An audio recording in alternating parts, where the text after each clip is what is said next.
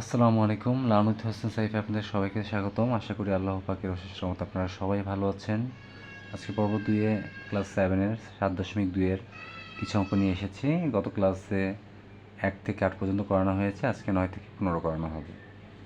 তো 9 নম্বর অঙ্কটা একটু দেখুন। একটি খাতা ও একটি কলমের মোট দাম 75 টাকা, অর্থাৎ দুটো মিলে 75 টাকা।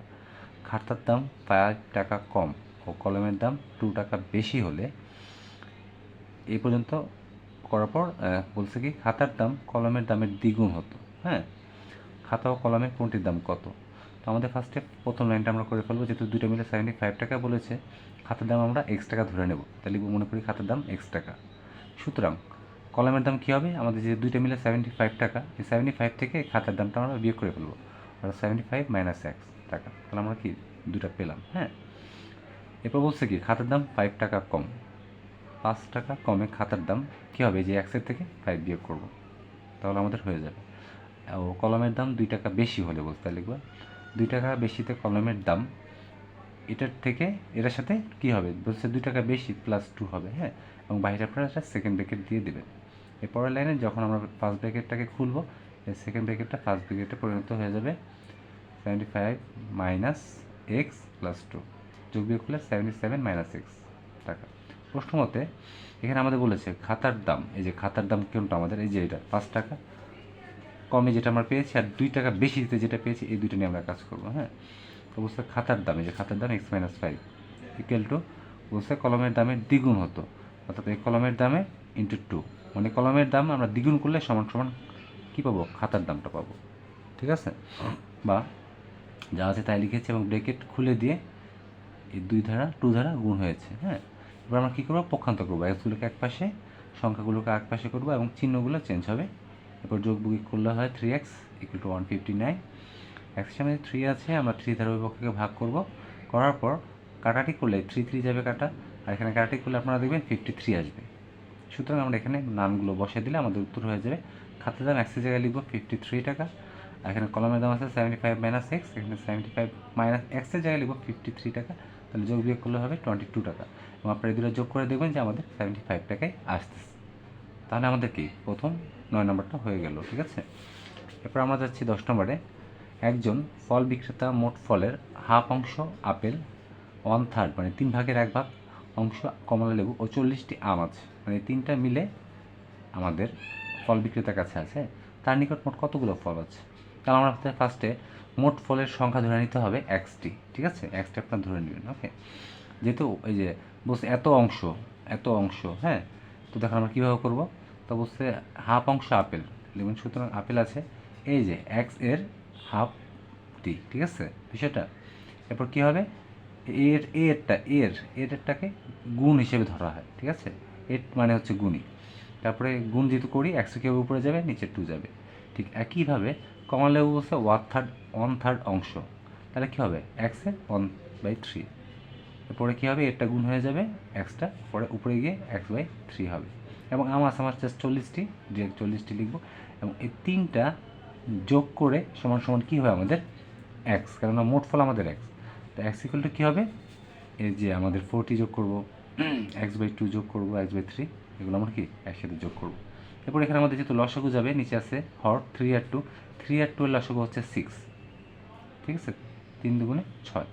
তো যেটা আমরা করবো ফার্স্টে এটা নিয়ে আমরা চিন্তা করবো, যেহেতু খালি সংখ্যা, তো 40 সাথে 6 ডিরেক্ট গুণ হবে, গুণ হয়ে হবে 240 প্লাস, এরপর 2 দ্বারা 6কে 2 দ্বারা ভাগ করবো, তাহলে হয় 3 সাথে এই এক্সটা গুণ হবে 3x প্লাস 6কে 3 দ্বারা ভাগ করবো, তাহলে হয় 2, এই 2 এর সাথে 1 গুণ হবে 2x। আপনারা সাইড নোট লিখে দেবেন, ডান পক্ষের হর 1 2 ও 3 এর লসাগু 6, কারণ এখানে কিছু নেই, মানে এখানে 1 ধরতে হচ্ছে আমাদের। এরপরে 6টাকে বাদ দেওয়ার জন্য উভয়কে 6 দ্বারা আমরা গুণ করেছি, করার কারণে কী হয়েছে? এটা 6x, আর এখানে 6 কাটা গেছে, উপরে যা ছিল তাই হয়েছে। এরপর পক্ষান্তর করেছি, করার পর x ইকুয়াল টু 240 হয়েছে, অর্থাৎ তার নিকট মোট আম ছিল 240টি বা 240টি। ঠিক আছে, এরপর আমরা চলে যাব 11 নম্বর অঙ্কে, যেখানে বলেছে পিতার বর্তমান বয়স পুত্রের বর্তমান বয়সের 6 গুণ। 5 বছর পর তাদের 5 বছর পর তাদের বয়সের সমষ্টি হবে 45 বছর, মানে যোগফল হবে 45 বছর। পিতা পুত্রের বর্তমান বয়স কত লিখবো আমরা? মনে করি পিতার বর্তমান বয়স পুত্রের বর্তমান বয়সের 6 গুণ, তাহলে আমাদের পুত্রের বর্তমান বয়স x ধরে নিতে হবে। তো পুত্রের বর্তমান বয়স আমরা লিখেছি 1 বছর। সুতরাং পিতার বয়স বলছে কি পুত্রের 6 গুণ, তাহলে কত হবে? যেহেতু পুত্রের x, পিতার হবে 6x। এখানে যদি বলতো 10 গুণ, তাহলে তো আমাদের 10x। আচ্ছা, এরপর বলছে 5 বছর পর এদের সমষ্টি, বয়সের সমষ্টি 45 বছর। 5 যেহেতু বলছে, তাহলে এটার সাথে মানে পুত্রের বয়স 5 বছর পর হবে কি x প্লাস 5, মানে 5 বছর বেড়ে যাবে। ঠিক একইভাবে কি 5 বছর পর পিতার বয়স হবে 6x, এর সাথে প্লাস 5 হবে। এখন এই দুইটা যোগ করে, প্রশ্ন মতে এই দুইটা যোগ করে ইকুয়াল টু কত হবে? এই যে টোটাল সমষ্টি হবে 45, এই যে 45 লিখবো আমরা। এরপর এক্সগুলো একসাথে যোগ করেছি 7x, 5 যোগ করেছি 10, 45। পক্ষান্তর করেছি আমরা, জাস্ট 10টা ওই পাশে চলে গেছে, হয়েছে তাহলে 35। যেহেতু এক্সের সামনে 7 আছে, ওই অভিভাবককে 7 দ্বারা আমরা ভাগ করেছি। কাটাকাটি করলে হয় আপনার 5 7 35, মানে 5 হবে আমাদের। হ্যাঁ, তাহলে আমরা অনায়াসে এখানে আর এখানে বসে দিলে কি আমাদের উত্তর হয়ে যাবে। সুতরাং যেহেতু আমাদের এখানে পিতা ও পুত্রের বর্তমান বয়স চেয়েছে, তো এক্সের জায়গায় আমরা বসাবো 5, আর পিতার বর্তমান বয়স এখানে 6x, এক্সের 6 আর x, 6 ইন্টু 5, এক্সের জায়গায় 5 বসাবো, তাহলে কত হয়? 30। দুজনেরটা যোগ করলে কত হচ্ছে? 35। হ্যাঁ, এখানে আপনাদের পিতা ও পুত্রের, এখানে আপনার বর্তমান বয়স চেয়েছে বিধে আমরা এখানে বসিয়েছি। যদি এখানে কোয়েশ্চেনে লিখতো যে 5 বছর পর পিতা ও পুত্রের বর্তমান বয়স কত, আপনারা এটা ইউজ করতে, ঠিক আছে? এখানে বসালে আমাদের 5 বছর পরের বয়স বের হয়ে যেত, ঠিক আছে? এরপর আমরা 12 নম্বরে চলে যাই। লিজা ও শিখার বয়সের অনুপাত 2:3। আচ্ছা, লিজা 2, শিখা হচ্ছে 3। তাদের দুজনের বয়সের সমষ্টি 30 বছর হলে কার বয়স কত? খুবই সহজ একটি অঙ্ক। দেখুন দেওয়া আছে লিজা ও শিখার বর্তমান বয়স অনুপাত, এই যে 2:3, আমরা এই কথাটা লিখলাম এখানে। মনে করি লিজার বয়স, হ্যাঁ, যেহেতু অনুপাতে আছে, অনুপাত যখন আপনারা এভাবে আলাদা করবেন, সাথে কি হবে? এক্স গুণ হবে। হ্যাঁ, তা লিজার বয়স হবে কি 2x, এবং শিখার বয়স কত হবে? যেহেতু 3 আছে, 3x বছর। এই দুটো যোগ করলে কত হবে? 30। তাহলে লিখবেন প্রশ্ন মতে এই দুটো যোগ equal to 30, 5x equal to 30, বা 5 দ্বারা বিভক্তকে আমরা ভাগ করব।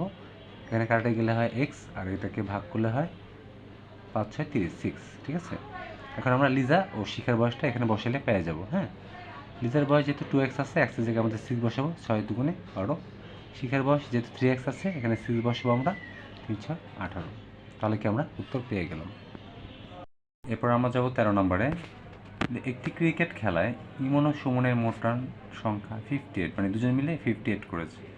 ইমনের রান সংখ্যা সুমনের রান সংখ্যার দ্বিগুণের চেয়ে 5 রান কম। ওই খেলায় ইমনের রান সংখ্যা কত? ঠিক আছে, তাহলে আমাদের ফার্স্টে সুমনের, মনে করি আমাদের সুমনের রান সংখ্যাকে আমাদের x ধরে নিতে হবে, ঠিক আছে? আমরা x ধরে নিয়েছি। আর ইমনের রান সংখ্যা কী হবে? এখানে কী বলছে দেখেন, এই ইমনের রান সংখ্যা, হ্যাঁ, বলছে কি সুমনের রান সংখ্যার দ্বিগুণের চেয়ে 5 কম, অর্থাৎ সুমনের রান সংখ্যা কত? x, এটার দ্বিগুণ অর্থাৎ 2x থেকে 5 কম, মানে -5। বিষয়টা সহজ, তবে আশা করি আপনারা বুঝতে পেরেছেন, ঠিক আছে? তাহলে এই দুইটা মিলে আমাদের কত হবে? 58, ঠিক আছে? তাহলে দেখুন এখানে এই দুটো যোগ করে আমাদের হয়েছে কি 58। এরপর আমাদের যোগ বিয়োগ হয়েছে, যা করার আমরা করেছি। আর এখানে হচ্ছে 3x - 5 ওই পাশে চলে গিয়ে এটা কি পক্ষান্তর করে হয়ে গেছে। হ্যাঁ, তারপরে এখানে যোগ বিয়োগ করলে হয় 63।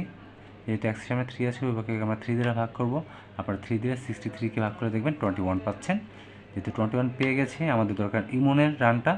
তাও আমরা এই সুমনের রান সংখ্যা লিখতেছি x ইকুয়াল টু 21, এবং ইমনের রান সংখ্যা এখানে ছিল 2x - 5। এক্সের জায়গায় আমরা জাস্ট কী করবো? 21 লিখে দেবো, গুণ করবো 2 ইন্টু 21। গুণ করলে হয় কত? 42 থেকে 5 বিয়োগ করলে কত হয়? 37। তাহলে আমাদের কি দুজনের রানই পেয়ে গেলাম, ঠিক আছে? তো এখানে দেখুন দুটো যোগ করুন, যোগ করলে কত হচ্ছে? 58 হচ্ছে, এবং ওদের দুজনের রান সংখ্যা আমাদের কিন্তু 58, ঠিক আছে? এরপর নেক্সট অঙ্কে আসুন। একটি ট্রেন ঘন্টায়, মানে 1 ঘন্টায় 30 কিমি বেগে চলে কমলাপুর স্টেশন থেকে নারায়ণগঞ্জ স্টেশনে পৌঁছালো 30 কিমি বেগে। হ্যাঁ, ট্রেনটি বেগ ঘন্টায় 25 কিমি হলে যদি কমে যায়, 5 কিমি কমে যায়, তাহলে 10 মিনিট সময় বেশি লাগতো, মানে ওখানে পৌঁছাতে সময় বেশি লাগতো আমাদের। ওকে, দুই স্টেশনের মধ্যে দূরত্ব কত? তো যেহেতু আমাদের লাগবে 2 স্টেশনের মধ্যে দূরত্ব কত, আমাদের এটাকে 1 ধরে নিতে হবে। মনে করি স্টেশন দুটির মধ্যে দূরত্ব 1 কিমি। এখন আমি যেহেতু 10 মিনিট সময় বেশি বলছি, 10 মিনিটটাকে আমরা কী করবো, ঘন্টায় নিয়ে আসবো, ঠিক আছে। তো আমরা জানি 1 ঘন্টা কত হয়, 60 মিনিট। তো আমরা আগে লিখবো 60 মিনিট ইকুয়াল টু 1 ঘন্টা। সুতরাং 10 মিনিট ইকুয়াল টু কী হবে, 10 মিনিট ইকুয়াল টু কী হবে, এই 10কে আপনারা 60 দিয়ে ভাগ করবেন। তারপর আমরা কী করব, এই 10 আর 60 আমাদের 10 দিয়ে ভাগ যাচ্ছে, উপরে 1 হয়, নিচে হয় 6, ঠিক আছে। তাহলে আমরা কি ঘন্টায় এটা এনে ফেললাম, ঠিক আছে। এরপর যেটা হচ্ছে আমাদের 30 কিমি বেগে বলেছে এবং কত কিমি বেগে বলেছে, 25 কিমি বেগে, এগুলোর আমরা কাজ করব। হ্যাঁ, তাহলে দেখুন ট্রেনটি 30 কিমি যায় 1 ঘন্টায়, যেহেতু ঘন্টায় বলেছে মানে 1 ঘন্টা, সুতরাং ট্রেনটি x কিমি যায়। কী হবে এটা, এই এক্সটা হবে উপরে, এই 30টা হবে নিচে, ঠিক আছে। এটা আপনারা হয়তো করেছেন, এখানে 30টা হয় নিচে আর এক্সটা আমাদের কী হয় উপরে। আচ্ছা, আমি দ্বিতীয়টা বুঝে দিচ্ছি। আবার বলছে 25 কিমি যায় 1 ঘন্টায়, সুতরাং x কিমি যায়, কী হবে, এক্সটা উপরে হবে আর এই 25টা কী হবে, নিচের হবে। সবসময় এরকম এই জিনিসটা অলওয়েজ নিচে হয়, ঠিক আছে। তারপরে কি বলেছে, প্রশ্ন বলেছে আমাদের যে ট্রেনটি বেগ ঘন্টায় 25 কিমি হলে 10 মিনিট সময় বেশি লাগতো, ঠিক আছে। বেশি যেহেতু লাগতো আমাদের, তা আমাদের কী করতে হবে, আগে আমাদের লিখতে হবে যেহেতু এই যে 25 এটার হচ্ছে এটার থেকে আমরা কী করবো, এটা বিয়োগ করব। বিয়োগ করলে ইকুয়াল টু কী হবে, 1/6, অর্থাৎ 10 মিনিট। যে 10 মিনিটটা আমরা এই যে ভাঙিয়ে পেয়েছি ঘন্টা 1/6, ঠিক আছে। তাহলে এটার থেকে এটা বিয়োগ করলে এখানে যা সমান হবে এটা সমানই হচ্ছে, অর্থাৎ দুই পাশ ইকুয়াল হচ্ছে, ঠিক আছে। এরপর আপনার 25 আর 30 লসাগু করুন। 25 আর 30 লসাগুটা আমি দেখিয়ে দিচ্ছি। তো দেখুন আমি দেখাচ্ছি, এই 25 আর হচ্ছে আমাদের 30, এখানে আমাদের দুইটাই কোনো একটা সংখ্যা দ্বারা ভাগ যাবে। তাহলে দেখুন 2 দিয়ে 1 তো বাদই, 2 দিয়ে আপনারা শুরু করবেন। দেখুন 2 দিয়ে এটা যায় কিন্তু এটা যায় না, বাদ। 3 দিয়ে দেখবেন কোনোটা এটা যায় কিন্তু এটা যাবে না, ভাগ। এরপর 4 দিয়ে দেখবেন, এরপর 5 দিয়ে দেখবেন 5 দিয়ে দুইটাই যাবে। দেখুন কীভাবে, 5 দিয়ে 5 5 25, 5 6 30, ঠিক আছে। এরপর আছে 5 আর 6, এই দুটো হচ্ছে মৌলিক সংখ্যা, ঠিক আছে। তা আর আমার করার দরকার নেই, ঠিক আছে। এরপর কী হবে, এই তিনটা আমরা কী করব, একত্রে আমরা এভাবে গুণ করে ফেলবো। তাহলে দেখুন 5 5 25 আর 6 25 কত হয়, 150, ঠিক আছে। এই দেখুন আমাদের লসাগু পেয়ে গেছি 150 এবং আমরা সাইড নোটেও লিখেছি লসাগু হচ্ছে 150। আপনারা যখন 150 লসাগু নেবেন, হ্যাঁ, এই 25কে 150কে 25 দ্বারা আগে ভাগ করতে হবে। 5 করলে দেখবেন আপনারা 6 পাবেন। এই 6 কী হবে, এক্সের সাথে গুণে 6x হবে। ঠিক একই রকমভাবে 30 দ্বারা 150কে 30 দ্বারা ভাগ করবেন, দেখবেন 5 পাবেন, এক্সের সাথে গুণ করলে হবে 5x। ওকে, তো আমাদের এটা হলো।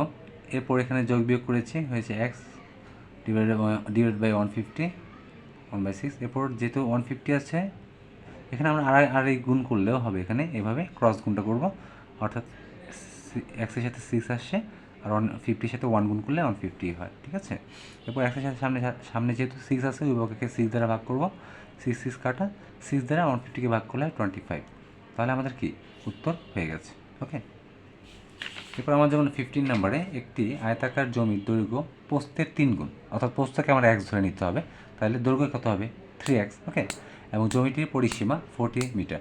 আমাদের পরিসীমা সূত্র জানতে হবে, পরিসীমা সূত্র হচ্ছে 2 × দৈর্ঘ্য যোগ প্রস্থ। ওকে, তাহলে বলছে কি জমির দৈর্ঘ্য প্রস্থ নির্ণয় করা, তাহলে আপনারা অনায়াসে অঙ্কটা উত্তর বের করতে পারবেন। তাহলে মনে করি প্রস্থ আমরা ধরে নেব যে আয়তাকার জমির প্রস্থ x মিটার। সুতরাং আয়তাকার জমির দৈর্ঘ্য প্রস্থের 3 গুণ, তা প্রস্থ আমাদের 3, এটা কী হবে তাহলে 3x মিটার।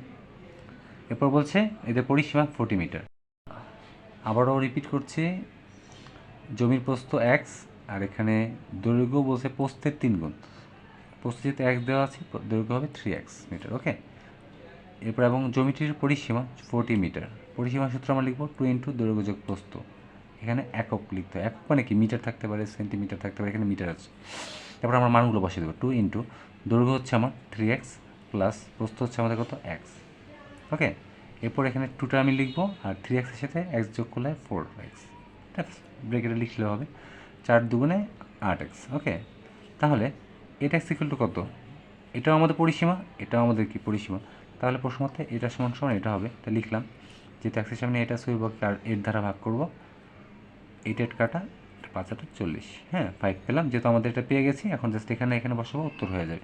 সুতরাং জ্যামিতির প্রস্থ x মিটার ইকুয়াল টু কী হবে, এক্সের জায়গায় আমরা লিখবো 5 মিটার, এবং জ্যামিতির দৈর্ঘ্য 3x আছে, এক্সের জায়গায় আমরা 5 বসাবো, 3 5 15, তাহলে 15 মিটার পেলাম। সুতরাং জ্যামিতির দৈর্ঘ্য ও প্রস্থ যথাক্রমে আমাদের কী হবে, 15 মিটার এবং 5 মিটার। ঠিক আছে, তাহলে 7.2 এর অঙ্ক শেষ হয়ে গেছে। আশা করি আপনারা অঙ্কগুলো বুঝতে পেরেছেন। তো আপনারা আমার পেজকে লাইক করবেন, কমেন্ট করবেন, আর অবশ্যই সাবস্ক্রাইব করবেন। ঠিক আছে, তাহলে আমি ভালো ভালো কিছু আপনাদের জন্য নিয়ে আসতে পারবো। আশা করি আপনারা অঙ্ক বুঝেছেন কিনা আমাকে কমেন্ট বক্সে জানাবেন। ধন্যবাদ, আসসালামু আলাইকুম।